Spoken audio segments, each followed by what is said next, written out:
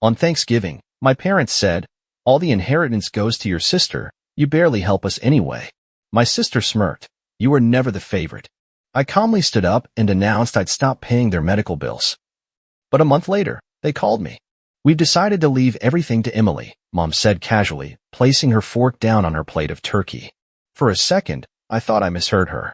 The scent of pumpkin pie lingered in the air, mashed potatoes were growing cold on the table, but suddenly, the warmth of Thanksgiving dinner felt ice cold. "What?" I put my wine glass down. "The inheritance," Dad added, still focused on his plate. "The house, the savings, all of it." Across from me, Emily swirled her wine, a smug little smile tugging at her lips. "You don't really help them anyway," she said with a shrug. I let out a short, humorless laugh. "I don't help?" I repeated, shaking my head. "Who's been paying for their medical bills? Who covered Dad's surgery last year? Who's the one making sure they can even afford to live in this house?" Mom sighed as if I was bringing up something utterly trivial. "We never asked you to do any of that, Matt." And that was when it hit me. The years of doing everything for them. The nights I spent calculating how to cover my own expenses while still sending them money. The way Emily had never lifted a single finger, yet was always the one they praised. I could still hear her voice from years ago, clear as day. "Mom, look. He's crying." I was 10. I had fallen off my bike, scraped my knee so badly that blood dripped onto the pavement. Emily, just 7 at the time, stood nearby with her arms crossed, watching me struggle to get up. Mom barely looked away from her magazine. "Oh, stop whining, Matt. Emily's the strong one in this family, not you." Dad just grunted in agreement. Even back then, Emily had been their golden child, and I'd been, what? A useful afterthought? Nothing had changed. I ran a hand down my face, forcing myself back into the present. "Are you kidding me?" I asked, my voice eerily calm. "You call me every time you need something covered. You literally said you'd be in trouble without my help." Emily rolled her eyes. "You always make such a big deal out of things. If you didn't want to do it, you could have just said no." I stared at her. That same smugness. That same condescension.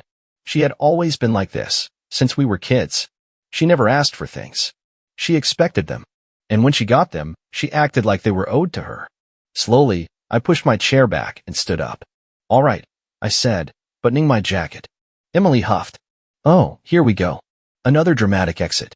I leaned forward just slightly, my voice calm and even. "Good luck with the bills. Because I won't be paying another dime." Mom's eyes widened. "Matt, wait." "No," I cut her off. "You made your choice. You don't need my help, right? So now, you won't have it." I turned to Emily. "Hope you're ready to actually work for once in your life." Her smirk disappeared. "You can't just walk away. Watch me." And I did. For the first time in years, I left that house without feeling like a doormat, without feeling used. A month later, my phone rang. I glanced at the screen, already knowing who it was. Mom. I let it go to voicemail. A minute later, it rang again. Then again. By the 5th call, my curiosity got the best of me. I sighed and picked up, keeping my voice as neutral as possible. "Matt, honey," Mom's voice was softer than I had ever heard it. "We need to talk." I leaned back in my chair, rubbing my temples. I had just finished a 12-hour shift at the hospital, and my body was screaming for sleep. I had barely made it home, kicked off my shoes, and poured myself a drink before the phone started ringing. "About what?" I asked flatly, already knowing the answer. There was a pause. Then she sighed. "Emily, she's struggling. And we could really use your help." I almost laughed. "My help? You mean money? It's not like that, eh?" "Oh, it's exactly like that, Mom." A rustling sound came from the other end, and then Dad's gruff voice took over. "Listen, Matt," he said, impatience creeping in. "We know things got heated on Thanksgiving, but let's be realistic.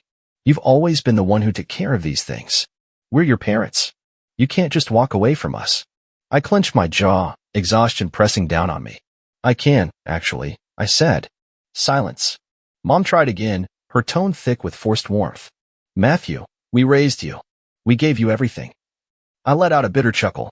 "You gave me a childhood full of guilt and a lifetime of expectations," I cut in. "Meanwhile, Emily got to be your precious little princess. Well, guess what? She can take care of you now." There was a pause, then Mom's voice cracked. "She can't. She doesn't have the money." And there it was. The truth. Emily wasn't useful to them, but I was. And now, for the first time in their lives, they had to deal with the consequences of choosing the wrong child. I became a doctor because I wanted to help people. I spent years grinding through medical school, pulling brutal 16-hour shifts as a resident, surviving on caffeine and 2 hours of sleep. I remember those first years, nights when I didn't even have time to sit down, running between patients, filling out endless paperwork, making life or death decisions while my body begged for rest. And I did it all alone. My parents never helped me financially. While my classmates had their tuition covered by family, I took out massive student loans and worked extra shifts just to afford food. Meanwhile, Emily was partying through college, racking up credit card debt, and treating life like a never-ending vacation. When she dropped out, my parents still coddled her. She's just figuring things out, they said. But when I finally became an attending physician, earning more money than I had ever imagined, guess who suddenly needed my help? At first, I told myself it was just temporary. A couple hundred here, a little extra there. But then it was Dad's surgery, Mom's medications, Emily's unexpected rent crisis. Somewhere along the way, I became their personal ATM. More than half of my paycheck went to them every single month. And the worst part? It was never enough. When I worked back-to-back night shifts, exhausted to the point of collapse, my mother's only concern was whether I had wired her the money for the electricity bill. When I canceled vacations because my hospital was understaffed, my father's only comment was, "Emily really wanted to go to Florida this year. Maybe you could help her out." And when I finally managed to save enough to buy my own apartment, Mom guilt-tripped me into covering their mortgage instead. Not once, not even once, did they ever ask me if I was okay. "You mean the medical bills I was covering before you decided I wasn't part of the family?" I shot back at Dad. "You made your choice. Now you get to live with it." "Matt, please," Mom tried again. "We didn't mean." "Yes, you did," I interrupted. "And so did I. Goodbye, Mom." I hung up.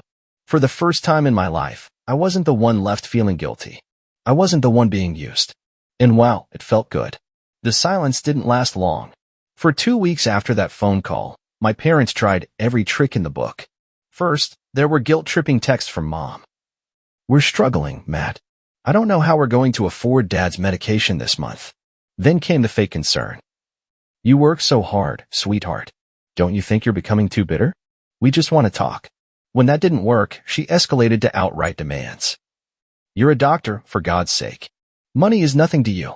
But we're your parents. You owe us." I ignored every single message. Then Emily called. I stared at my phone when I saw her name pop up. She hadn't spoken to me since Thanksgiving, not a single text, not a single attempt to reach out. And now, all of a sudden, she was calling? I answered out of pure curiosity. "Took you long enough," she snapped the moment I picked up. "Are you seriously ignoring Mom and Dad? You're acting like a child." I sighed. "What do you want, Emily? I want you to stop being a selfish person and fix this mess. Mom is freaking out, Dad is stressed, and I don't have the money to cover all their expenses. You know that." I smirked. "Maybe you should have thought of that before gloating about taking the inheritance." There was silence on the other end. Then she scoffed. "Oh my God, are you really that petty?" "Petty?" I repeated, my voice dangerously calm. "Let's talk about what's actually petty. Petty is taking my money for years without a single thank you. Petty is sitting there on Thanksgiving, smirking while Mom and Dad erase me from the will after I paid for their entire mortgage.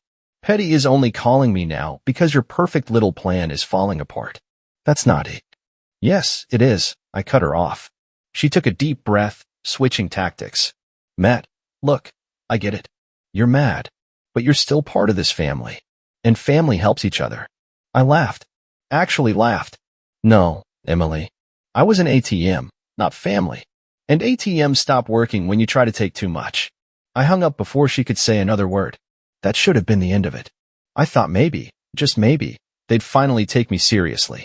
But I underestimated just how desperate my family could get. It was a Tuesday night when it happened. I had just finished a long shift at the hospital, my scrubs still smelling like antiseptic, my feet aching from standing all day. I was exhausted, barely keeping my eyes open as I pulled into the parking garage of my apartment complex. And that's when I saw them. Mom, Dad, and Emily, standing outside my building. Waiting. My grip tightened on the steering wheel. "You've got to be kidding me." I parked and stepped out of the car, keeping my expression unreadable. "Matt." Mom rushed toward me like nothing had happened, reaching for my arm. I took a step back. "What are you all doing here?" I asked coldly. "We need to talk," Dad said, his tone clipped.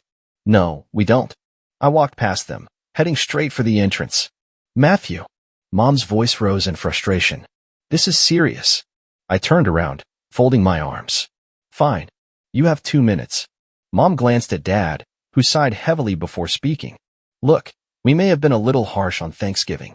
I raised an eyebrow. A little. All right, fine, Mom cut in. We should have been more appreciative. But we didn't think you'd react like this.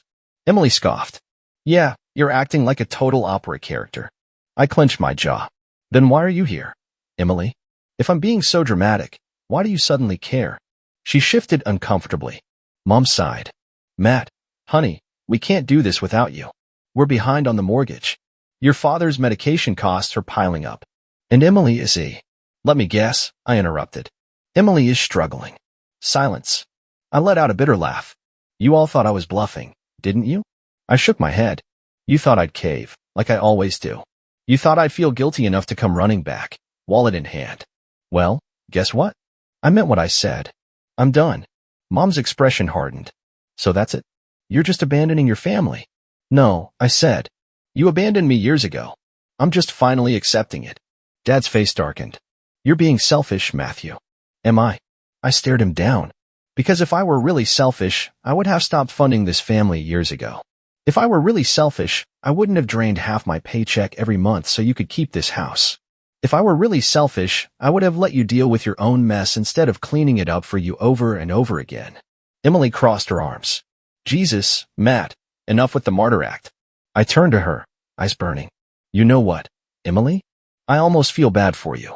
You've never had to work for anything in your entire life. And now, for the first time, you're realizing that money doesn't just fall into your lap. And you hate it. She glared at me, but said nothing. Mom shook her head. You'll regret this, Matt. I exhaled slowly. No, Mom. For the first time in my life, I really don't think I will. I turned and walked into my building, shutting the door behind me. They didn't follow. It took exactly 1 month for everything to start falling apart. At first, they acted like they were fine without me. Mom sent passive-aggressive texts about how they were figuring things out and that Emily was stepping up. I ignored them. Then, the reality check hit. One evening, as I was finishing up at the hospital, I got a message from a number I didn't recognize. Emily, you happy now? I stared at the screen. Emily, Mom and Dad had to sell the house. I blinked. I hadn't expected things to spiral this quickly. I typed back. Me, and why exactly is that my problem? Her response came fast. Emily, because you caused this. If you had just helped like always, they wouldn't be in this mess. I exhaled sharply, running a hand down my face. They really thought I was the bad guy here. A week later, I found out the details. Mom and Dad had completely drained their savings keeping up with the mortgage after I cut them off. Bills were stacking up. Dad's medications, overdue utilities, property taxes. Emily, despite all her bragging, couldn't afford a single thing. And since they had zero backup plan, they were forced to sell the house just to stay afloat. I got this information not from them, but from Uncle Robert, Mom's older brother. You did the right thing, kid, he told me over the phone. Your folks have been reckless with money for years. They were just using you as a safety net. So where are they now? I asked. Some cheap rental in town. Now that the inheritance is gone, Emily's really losing it. I smirked. Of course she was. For the first time in her life, she was actually facing consequences. Emily's breakdown. 2 days later, Emily showed up at my apartment. I barely had time to react before she barged in like she owned the place. You ruined everything, she shrieked, throwing her purse onto my couch. I leaned against the kitchen counter, crossing my arms. Hello to you too. Don't start, she snapped. Do you have any idea what you've done? Mom and Dad had to move into some disgusting rental because of you. The inheritance is gone. And, I said flatly. Emily's face turned red. And, we had a plan. Mom and Dad would leave everything to me, and she stopped herself, her lips pressing together. I raised an eyebrow. You would, what, Emily? Silence. I suddenly understood. Oh my God, I laughed. You thought you'd get the house and then sell it for cash, didn't you? Her expression gave her away. That was exactly her plan. She never wanted the house for sentimental reasons. She wanted a quick payday. And now that it was gone, she had nothing. Get out of my apartment, I said, suddenly exhausted. Matt. I said get out. She glared at me, grabbing her purse. You think you're better than us just because you have money? You're selfish, Matt. You're just like those rich snobs you work with. I let out a slow breath, shaking my head. No, Emily. I worked my ass off for this. I built my life from nothing while you sat around waiting for handouts. And I'm done letting you treat me like an ATM. For the first time, she had nothing to say. I opened the door, and after a long moment, she stormed out. Mom's final plea. A few days later, it was Mom's turn. She called while I was on my lunch break at the hospital. Maddie, she started, her voice thick with fake sweetness. What do you want, Mom? She sighed dramatically. This isn't easy for us, you know. We lost the house. We have nothing. Don't you feel even a little guilty? I took a bite of my sandwich. Nope. Silence. Then came the real reason for her call. Listen, honey, I was thinking. Your apartment is so big, and it's just you living there. Maybe your father and I could stay with you for a little while, just until we get back on our feet. I nearly choked on my food. Absolutely not. Her voice sharpened. Matthew, don't be ridiculous. Mom, I cut her off. You made your choice. Now you live with it. She let out a strangled noise. How can you be so cruel to your own parents? Cruel? I repeated. You used me for years. You lied to me. You let Emily walk all over me, and you never once had my back. And now, you expect me to take you in. We're your family. No, I said. I was just a paycheck to you. And now the money's gone. So is your interest in me. Silence. Then she started crying. But I didn't feel guilty. Not this time. Goodbye, Mom. I hung up. Freedom. It took years, but I was finally free. No more covering their mortgage. No more paying off Emily's debts. No more constant guilt, manipulation, or fake love that only lasted as long as my bank account was open to them. For the first time in my life, my money was mine. I finally started putting away real savings. I traveled. I took time off work without feeling like I was throwing my family into crisis. And most of all, I felt lighter. They had drained me for years. Now, they were learning what it meant to live without me. And honestly, I didn't miss them at all. It's been 6 months since I cut them off. 6 months of silence. 6 months of peace. For the first time in my life, I had control over my own money, my own choices, my own future. No more guilt-tripping texts, no more desperate phone calls, no more feeling like I owed them my entire existence just because we shared DNA. And you know what? I thrived without them. A life without chains. At first, it felt strange. For years, I had structured my life around their needs. My paycheck was never really mine. There was always another bill, another emergency, another Matt, we need you. So when I finally had financial freedom, I didn't even know what to do with it. I remember sitting in my apartment one night, staring at my bank account. For the first time in years, it wasn't drained by the middle of the month. I had savings. Real savings. And that's when it hit me. I could finally live for myself. So I did. I finally took that vacation I had always put off. A full 2 weeks in Italy, eating my way through Rome, drinking wine in Tuscany, hiking in Cinque Terre. I upgraded my apartment. Furnished it the way I wanted. I cut back my hours at the hospital, actually giving myself time to breathe instead of working myself into exhaustion just to keep my family afloat. I was happy. And most of all, I didn't miss them. The final attempt. One night, after a long shift, I was getting ready for bed when my phone buzzed. A number I didn't recognize.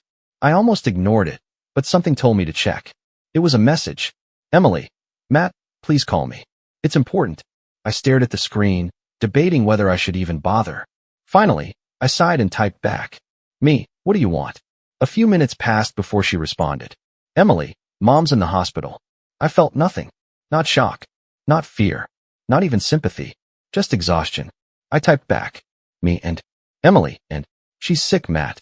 You're a doctor. You should care. I sighed. Me. I cared for years, Emily. I paid for everything. I kept you all afloat while you did nothing. And now, after months of silence, you suddenly want my help again? No response. I didn't expect one. And I didn't text again. Choosing myself. I never found out what happened to Mom. Not because I didn't have the resources to check, but because I chose not to. I chose me. And for the first time in my life, I didn't feel guilty about it. Because here's the thing. I spent years setting myself on fire to keep them warm. And they never appreciated it. They took and took until I had nothing left to give. And when I finally said no, they turned on me. So now, they could live with their choices. And I would live with mine. A life without them. A life where I finally came first. And honestly, it was the best decision I ever made. Final update, answering your comments. Hey everyone, I just wanted to come back and say thank you for all the support and advice. I honestly didn't expect this to blow up the way it did, but reading through your comments really helped me process everything. To those of you who shared similar experiences, you are not alone. Cutting off toxic family is never easy, but sometimes it's the only way to take back control of your own life. Did I do the right thing? A lot of people asked if I feel guilty, if I regret my decision. And the honest answer? No, not even a little. For years, I gave and gave while they took everything without a second thought. They made it clear that they didn't value me as a son or a brother, just as a wallet. And the second I stopped giving, they turned on me. So no, I don't feel guilty. I feel free. But I do wonder, was I too harsh? Should I have handled things differently? I'd love to hear your thoughts. To everyone who supported me, thank you. Seriously, some of your comments made me feel more validated than my own family ever did. Seeing so many people say, "You did the right thing," helped me silence the little voice in my head that tried to make me feel guilty.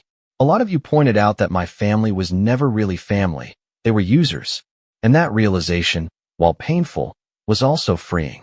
So if you're someone in a similar situation, feeling trapped by guilt, you don't owe anyone your financial stability or mental health. Your life is yours. To those who call me selfish, I saw a few comments saying things like, "They're still your parents. You should have helped them. You're a doctor. It's just money. Why not give them some?" Family is family, no matter what. And to that, I say, where was that energy when I was working 80-hour weeks just to pay their bills? Where was that concern for family when they laughed in my face on Thanksgiving and called me useless? I didn't abandon my family. They abandoned me a long time ago. I just finally walked away. And if that makes me selfish, then fine. I'd rather be selfish and free than selfless and used. Final thoughts. I'm happy now. I'm saving money for myself. I'm taking vacations. I'm building a future without constantly worrying about someone else's financial disasters. And honestly, I don't miss them. Thanks again for all the advice, support, and even the tough love. It helped more than you know. Wishing you all the best. Matt.